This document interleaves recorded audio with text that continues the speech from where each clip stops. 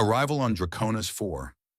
The twin suns of Draconus IV blazed in the sky, their relentless heat pressing down upon the barren, unforgiving landscape.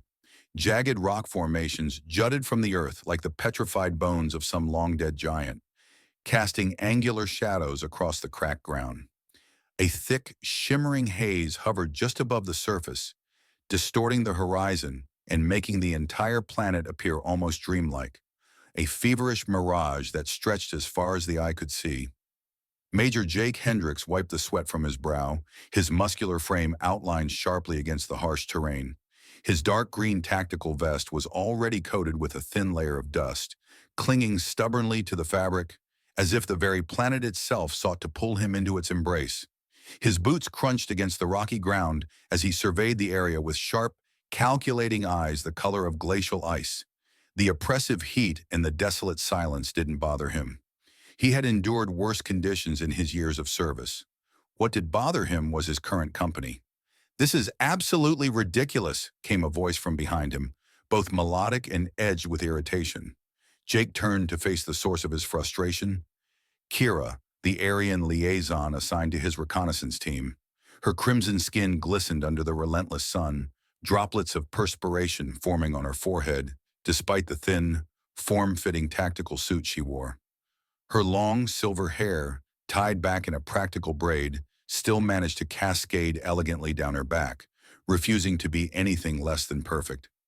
Her violet eyes, sharp and intelligent, narrowed in displeasure as she surveyed the landscape with clear distaste. "I was not informed that this mission would involve such primitive conditions," she continued, shifting her weight to one hip as she regarded him with barely concealed annoyance. Jake smirked. "Welcome to fieldwork, Princess," he said, adjusting the straps on his vest. "Not quite like those fancy orbital platforms you're used to, huh?" Kira crossed her arms over her chest. "I am not royalty, Major Hendricks, and my experience aboard space stations has no bearing on my abilities as an intelligence officer." Jake chuckled, unfazed by her sharp retort. "Could have fooled me."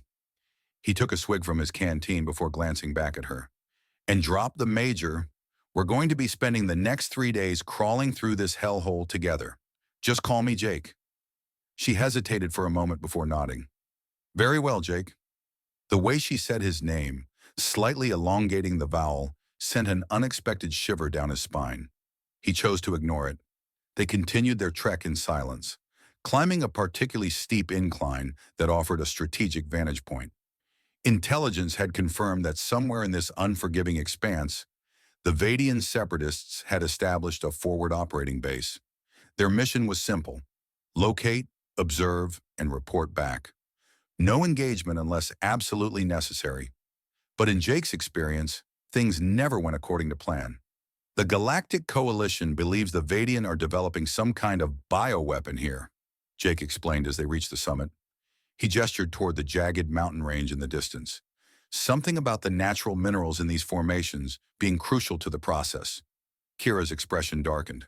"My people have had unpleasant experiences with Vadian bioweapons in the past. Their scientists lack ethical boundaries." Jake set up a small perimeter scanner, its blinking interface displaying a topographical readout of the immediate area. "That's putting it mildly," he muttered. "During the Orion conflict, they released a pathogen that turned an entire colony's population against each other.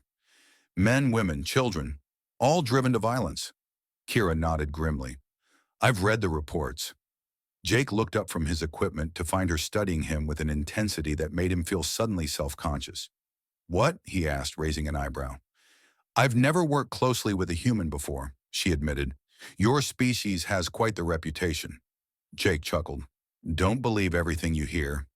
They say humans can adapt to almost any environment, that your endurance surpasses most known species."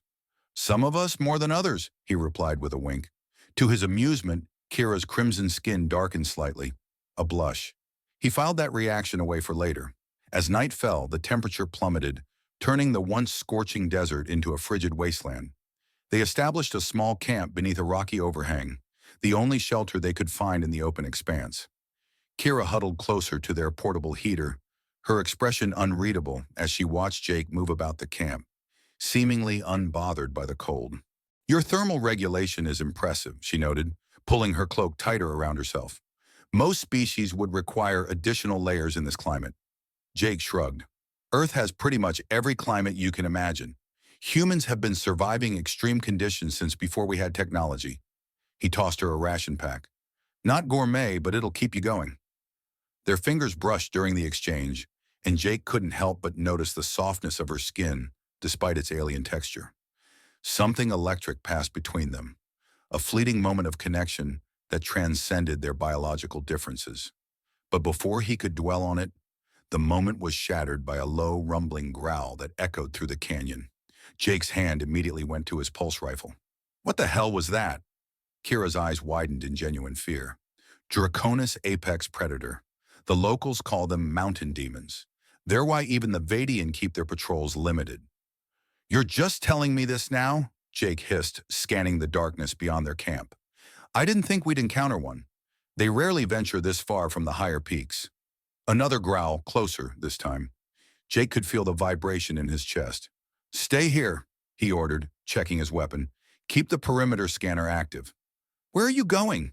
Kira whispered urgently. Jake flashed her a confident smile that didn't quite reach his eyes. To see what we're dealing with.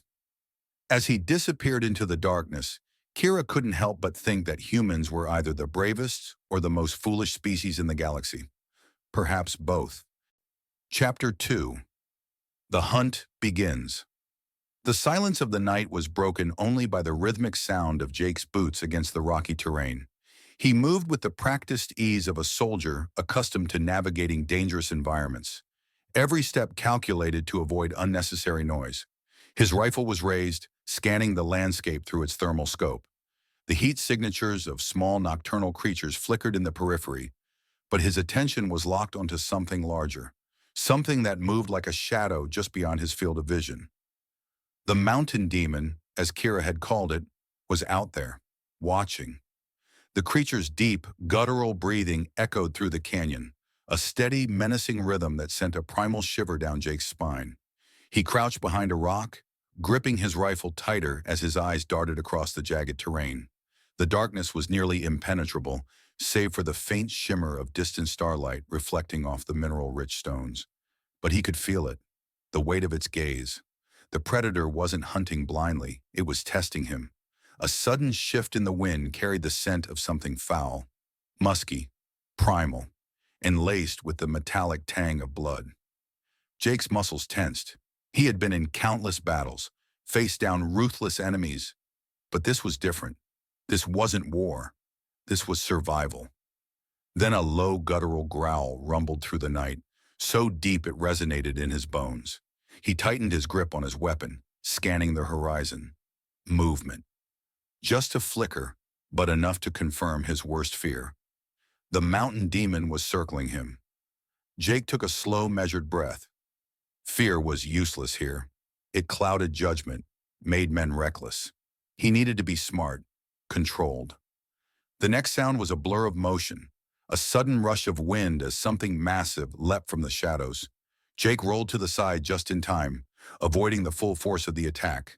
Clawed feet slammed into the ground where he had just been, sending a spray of dust and rock into the air. He came up on one knee, rifle aimed, finger tightening on the trigger. But then he saw it. The beast was enormous, standing nearly 3 meters tall, its body a nightmarish fusion of muscle and sinew. Its scales shimmered in the darkness, blending into the surroundings like living camouflage. 2 slitted eyes glowing faintly in the night locked onto him with terrifying intelligence. This wasn't a mindless animal. It was a predator in the purest sense of the word. Jake barely had time to react before it lunged again. He fired. The pulse round struck the creature's shoulder, causing it to snarl in pain. But it didn't slow down. It moved with unnatural speed, closing the distance in the blink of an eye.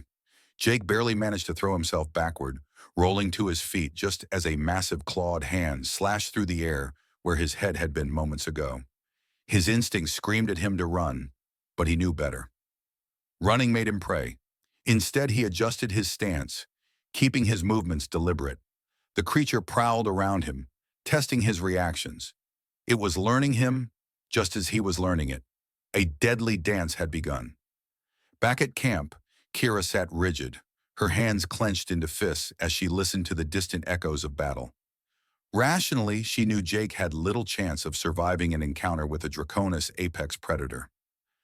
No human should, but doubt gnawed at her certainty. She had seen something in him, something rare. It wasn't just brute strength or recklessness. It was control, a calculated edge that most warriors lacked. And against all logic, she found herself hoping that he would prove her instincts right. She rose abruptly, pacing near the camp's perimeter. The bioluminescent flora cast eerie shadows, shifting with every gust of wind. Her twin hearts pounded with frustration. It had been a mistake letting him go alone, even if she had no other choice. The mountain demon wasn't just a predator, it was an executioner. No creature on this planet challenged it and lived. She turned toward the canyon, debating whether to go after him. But before she could make a decision, the distant crack of a gunshot split the air. Her breath caught. A second shot followed. Then silence. The weight in her chest grew unbearable. Jake gritted his teeth, forcing his body to stay loose despite the rush of adrenaline. The beast was studying him, and he had to do the same. Its muscles coiled in preparation for another strike. The wound on its shoulder bled dark, viscous fluid. But if the injury slowed it down, it didn't show. The creature's eyes burned with something more than hunger, curiosity. Jake inhaled sharply, shifting his stance. Then he did something that no human had ever done before. He lowered his weapon. It was a gamble, one that could cost him his life. But he needed an edge, something that would disrupt the predator's pattern. Every instinct screamed at him to attack or flee, but he held his ground, locking eyes with the beast instead. It hesitated. For the briefest moment, the predator's predatory instinct clashed with something deeper. Recognition. A flicker of understanding passed between them, raw and primal. Then it roared, a sound that shook the ground beneath him. The fight wasn't over, but something had changed, and Jake intended to use it. The pact of survival. The moment stretched between them, a fragile thread of tension balancing on the edge of violence. Jake's muscles remained coiled, every fiber of his being prepared to move in an instant. The beast, the so-called mountain demon, towered over him, its monstrous frame shifting as it processed his unexpected reaction. Lowering his weapon had been a risk, but it was a calculated one. Jake had seen countless creatures in his time as a soldier, many of them lethal in ways that defied human understanding. But he had also learned something crucial. Intelligence in a predator could be both a blessing and a curse. If this thing was smart enough to hunt with precision, it was also smart enough to recognize patterns. Jake needed to break the pattern. The demon exhaled sharply, its breath a fetid gust against the cool night air. The slash across its shoulder still oozed dark, viscous blood, but its posture had shifted. It wasn't just attacking anymore. It was observing, studying, testing. Jake took the chance. Slowly, deliberately, he stepped back, lowering his rifle completely and raising his hands just enough to show they were empty. His heart thundered in his chest, but his expression remained unreadable. The beast let out a deep, rumbling growl, shifting its weight forward as if deciding whether or not to pounce. Then something remarkable happened. It didn't. Instead, the mountain demon tilted its head, its slitted eyes narrowing. A silent exchange passed between them, ancient and primal. Jake wasn't submitting, he was acknowledging. And for some reason, the creature seemed to recognize that distinction. But just as quickly as the moment came, it shattered. A distant sound, a metallic clang, echoed through the canyon. The beast flinched, its body coiling like a wound spring. Its head snapped toward the source of the noise. And in that instant, Jake knew his opportunity was gone. With a snarl, the mountain demon sprang backward, its massive form vanishing into the darkness as if it had never been there at all. Jake exhaled, only then realizing how tightly he had been holding his breath. Kira's pulse raced as she sprinted across the rocky terrain. The distant echo of a gunshot had set her on edge, but it was the eerie silence that followed that truly unsettled her. If Jake was dead, she needed to know. If he was alive, she needed to know that too. Her twin hearts pounded in sync as she reached the canyon's edge, scanning for any sign of movement. The bioluminescent flora cast an eerie glow over the rocks, their faint blue light making the shadows appear deeper, more menacing. Then she saw him. Jake stood in the clearing, rifle lowered, body tense but unharmed. Her breath caught in her throat. She had expected blood. She had expected the worst. Instead, he was alive. And more than that, he looked like a man who had just glimpsed something no human ever had before. Kira slowed her approach, her sharp gaze scanning his face. "What happened?" she demanded, barely masking the urgency in her voice. Jake turned to her, eyes still flickering with adrenaline. "It let me go." She frowned. "What?" "The mountain demon. It could have killed me," he said, voice steady despite the weight of his words. "But it didn't." Kira crossed her arms. "That doesn't happen." "Well, it just did." She studied him for a long moment, trying to make sense of what he was saying. It defied everything she knew about Draconus predators. The mountain demon was not a creature that spared its prey. It was death incarnate, a force of nature with no room for hesitation. And yet, she exhaled slowly. "We need to get back to camp." Jake nodded, but as they turned to leave, he cast one last glance into the darkness. The beast was still out there, watching, waiting, and something told him this wasn't over. Back at the camp, Jake sat by the fire, methodically cleaning his rifle. Kira paced a few feet away, her thoughts clearly tangled in a web of uncertainty. The flames flickered between them, casting shifting shadows against the cavern walls. Finally, she stopped. "You should be dead." Jake smirked without looking up. "Nice vote of confidence." "I'm serious." Her voice was sharp.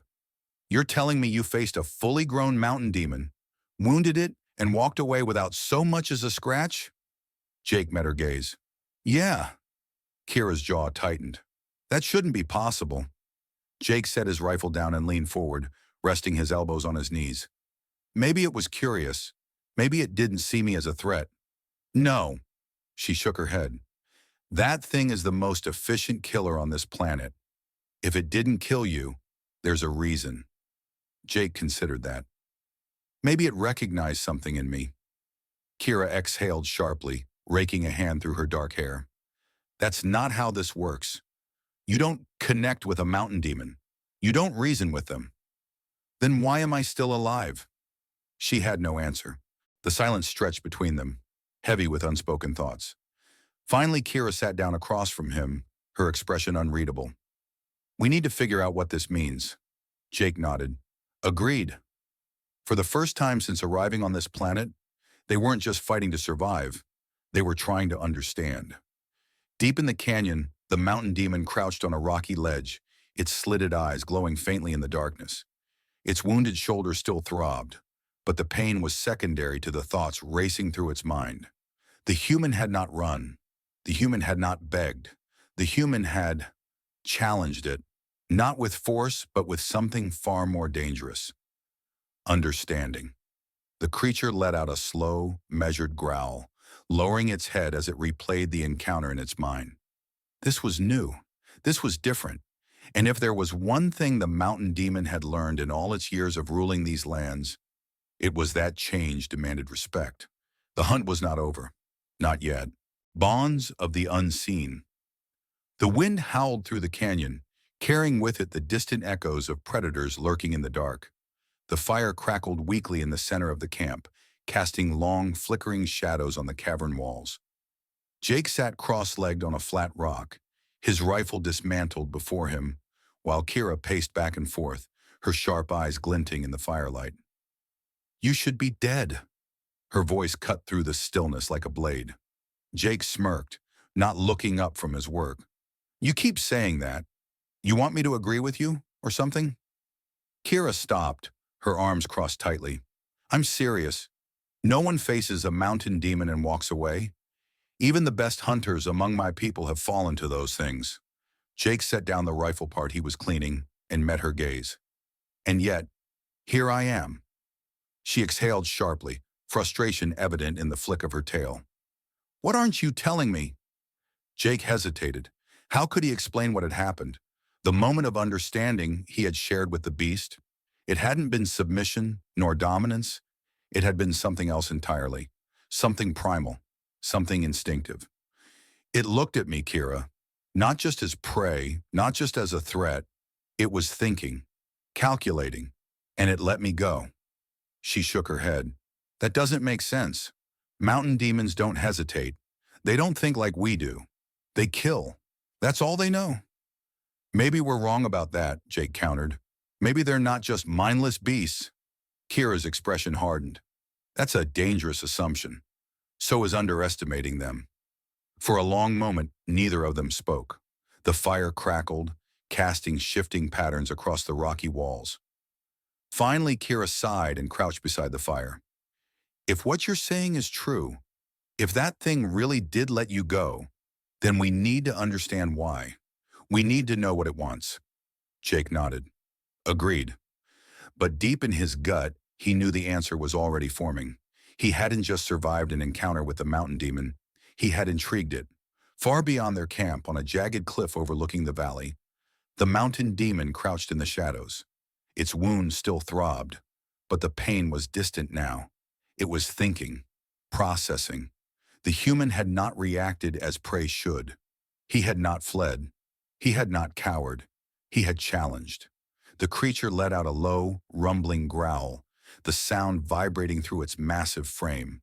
This was new. This was different, and different demanded further study. The hunt was not over, not yet. Kira stayed awake long after Jake had gone to sleep. She sat by the fire, absently sharpening her knife, her mind racing. She had seen battlefields, had faced horrors she wished she could forget, but nothing unsettled her quite like this. The idea that the mountain demons, their planet's apex predators, were capable of more than simple violence, it was almost worse than the idea of them being mindless killers. If they could think, if they could plan, it changed everything. She gritted her teeth and glanced at Jake. He slept soundly, though she could see the tension in his shoulders, the slight twitch of his fingers, as if he were still gripping a weapon even in his dreams. She had to admit she admired his resilience. Most would have been broken by now. Hell, most wouldn't have lasted this long. Maybe that was why the mountain demon had let him go. Maybe it too had recognized something in him. She wasn't sure she liked the implications of that. The next morning, Jake awoke to the sound of Kira snapping branches for the fire. He stretched, wincing at the soreness in his muscles. His encounter with the mountain demon had left its mark, and not just physically. He could still feel its eyes on him, still hear the low growl vibrating through his bones. "You're up," Kira said without turning around. "Didn't really sleep much," Jake admitted, sitting up. "Kept thinking." "About what?" He hesitated. "About it. About what comes next." Kira threw another branch into the fire, sending up a spray of embers. "We find a way to kill it before it finds a way to kill us." "That's what comes next." Jake frowned. "You're sure that's the only option?" She turned to face him, her expression unreadable. "You tell me. Do you really think you can tame something like that?" Jake didn't answer, because for the first time he wasn't sure he couldn't. Days passed. They moved carefully through the valley, always aware of the unseen eyes watching them from the cliffs. The mountain demon was still there, waiting, studying, and Jake was beginning to understand something crucial. It wasn't hunting them, it was testing them. Every encounter, every near miss, it wasn't coincidence. It was intentional, a game, a challenge, and Jake was beginning to wonder if he should play along.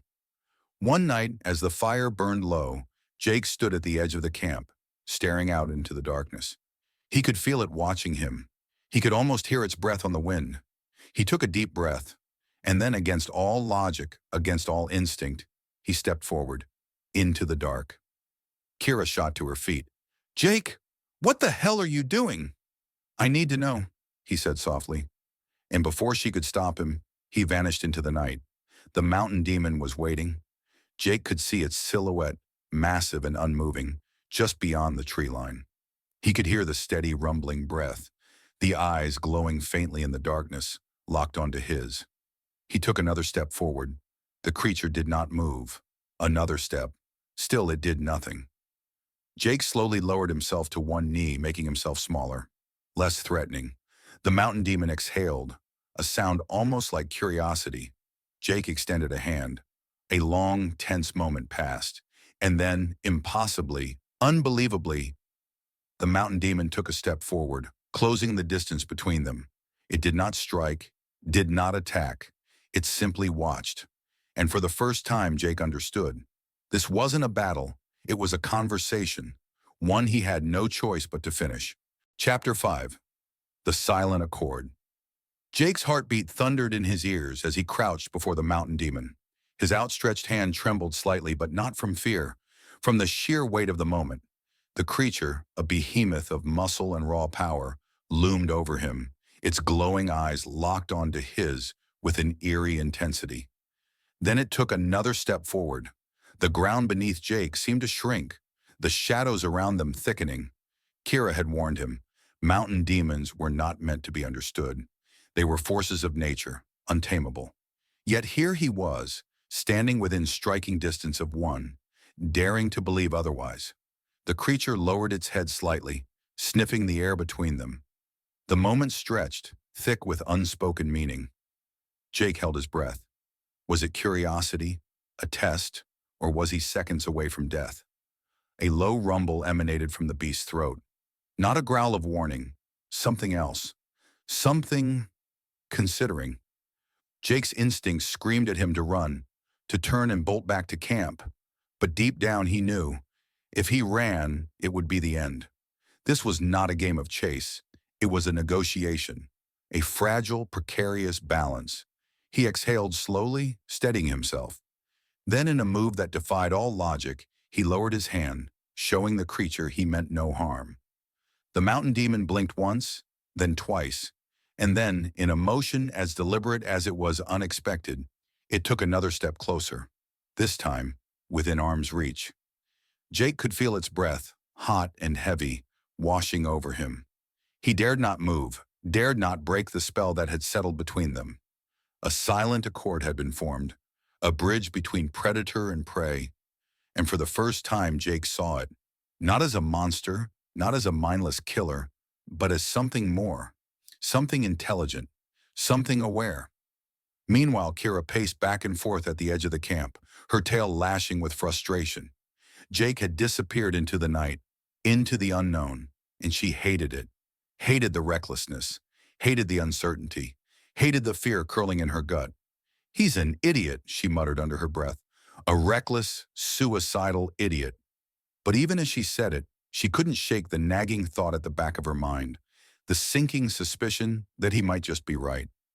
She glanced at the surrounding cliffs, her sharp eyes scanning the darkness. The mountain demon was out there, watching, waiting, and so was Jake. If he wasn't back by sunrise, she would go after him, and if she found nothing but blood and torn flesh, she would kill the damn thing herself. Jake had no idea how long he knelt there before the mountain demon finally stepped back, its piercing eyes never leaving him. Then, without a sound, it turned and vanished into the trees, its massive form melting into the darkness. Jake let out a shaky breath, his entire body finally registering the tension it had been holding. His limbs felt like lead, his pulse erratic. But he was alive. More than that, he had been spared. He didn't know what it meant. Not yet. But one thing was certain, the mountain demon had chosen not to kill him, and that changed everything. The journey back to camp felt surreal. The weight of the encounter pressed against Jake's mind like a dream refusing to fade. By the time he emerged from the shadows, Kira was already waiting, her rifle half raised, her expression a volatile mix of relief and fury. "What the hell were you thinking?" she snapped, stalking toward him. "You could have been—" "I wasn't," Jake interrupted, his voice calmer than he felt. "It let me go, Kira. It could have killed me. It didn't." She stared at him, her jaw tightening. "And that's supposed to make me feel better?" Jake shook his head. "Number, but it means something." Kira exhaled sharply, rubbing her temples. "This is insane. You don't make deals with predators, Jake. You don't negotiate with things designed to rip you apart." "Maybe they are not just mindless killers," he countered. "Maybe they understand more than we think." She scoffed. "And what? You think you can tame it? Turn it into a pet?" Jake didn't answer, because the truth was, he didn't know. But deep down, he had the feeling that whatever had just begun, it wasn't over. Not by a long shot. In the days that followed, something changed. The mountain demon was still out there, but its presence was different. No longer an ever-looming threat, but something else, something watchful.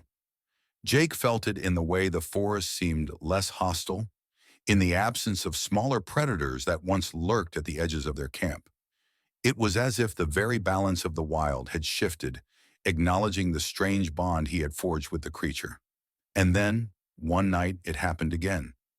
Jake awoke to the sound of heavy breathing just beyond the firelight. He sat up slowly, his pulse hammering. There, at the edge of the clearing, the mountain demon stood, watching him, waiting. Jake rose to his feet, swallowing hard. Kira was still asleep. This was his moment, his choice. He stepped forward, and the mountain demon did not move away. A silent understanding passed between them. The hunt was over. The game had changed. And now the real test was about to begin. Chapter 6. The Final Accord. The wind howled through the dense canopy, carrying with it the scent of impending change. Jake stood at the edge of the camp, his eyes fixed on the shifting shadows beyond the tree line. He knew it was there, watching, waiting. The mountain demon had returned. Kira sat by the fire, her fingers gripping the stock of her rifle with white-knuckled intensity. "You really think this thing is different?" she asked, voice laced with skepticism. Jake exhaled slowly. "I know it is," she snorted. "You better hope you're right. Otherwise, we're dead." As if in response, the massive beast stepped forward, its glowing eyes piercing the darkness. The flickering firelight caught the deep ridges of its muscled frame, illuminating the raw power it possessed. But there was no aggression in its stance, only something contemplative, something waiting. Jake took a cautious step forward, every muscle in his body taut with anticipation. The mountain demon held its ground, its heavy breath fogging in the cool night air. It was a test, one last trial of trust. With deliberate slowness, Jake lowered himself to one knee, mirroring the creature's stance from their first encounter. The tension in the air thickened as Kira gripped her weapon tighter, but she didn't move. Seconds stretched into eternity. Then, without warning, the mountain demon closed the distance. Jake remained motionless as the beast leaned forward, its snout mere inches from his face. He could feel the warmth of its breath, hear the low, resonant hum deep in its chest. And then, the impossible happened. The creature bowed its head. A rush of emotion crashed over Jake like a tidal wave. He slowly extended a hand, trembling not with fear, but with the sheer magnitude of what was happening. When his palm finally pressed against the mountain demon's coarse hide, he felt something beyond comprehension, an understanding that defied words. Kira let out a shaky breath behind him. Holy hell! For the first time, the balance between man and beast had shifted, not as adversaries, not as predator and prey, but as something else entirely. The days that followed saw an unspoken truce settle over the land. The mountain demon no longer stalked the edges of the camp, like a vengeful shadow. Instead, it became a silent guardian, a presence that neither threatened nor fled. Other creatures of the wild, sensing the shift, grew more cautious but no longer posed the same dangers. Jake spent his time observing, learning. He saw intelligence in the way the mountain demon moved, in the way it assessed threats and reacted to the environment. It wasn't a mindless force of nature. It was something far more complex. And then the true test came. A rival pack of mountain demons descended upon the valley, drawn by the unfamiliar balance Jake had unknowingly created. They were larger, fiercer, creatures who had never known restraint, only the brutal law of survival. The night they arrived, the air crackled with tension. Kira was the first to spot them, her voice urgent. "Jake, we've got a problem." Jake turned just in time to see the first of the beasts step into the firelight. Its eyes burned with raw aggression, its posture coiled with hostility. The mountain demon, his mountain demon, stepped forward. A deep, guttural sound rumbled from its throat, a warning as old as time. The rival beast hesitated, assessing the situation. Then, with a burst of violent speed, it lunged. The world became a blur of snarling jaws and slashing claws. The fight was unlike anything Jake had ever seen, primal, unrelenting. The mountain demon fought not just for itself, but for the bond it had chosen to forge. Blood splattered the ground as the two titans clashed. Jake and Kira could do nothing but watch, powerless in the face of nature's raw fury. The battle raged until, at last, with one final decisive strike, the challenger fell. The mountain demon stood victorious, its breath ragged, its body streaked with wounds. But it had won. The others, witnessing the defeat, retreated into the darkness, unwilling to challenge the new order. Jake took a hesitant step forward, his heart pounding. "You did it," he murmured. The beast turned to him, exhaustion evident in its massive frame. But there was something else in its eyes, something resolute. It had chosen its path. It had chosen him. As dawn broke over the valley, a sense of peace settled over the land. Jake knew the world would never truly understand what had happened here. They would still fear the mountain demons, still tell stories of their savagery. But he knew the truth. And so did the creature standing beside him. Kira crossed her arms, watching the sunrise paint the sky in hues of gold and crimson. "So, what now?" Jake smiled, placing a hand on the mountain demon's massive shoulder. "We move forward, together." The beast let out a low, rumbling sound. Not a growl, but something else entirely. Something like agreement. The hunt was over. The story had changed. And for the first time, man and monster stood as one.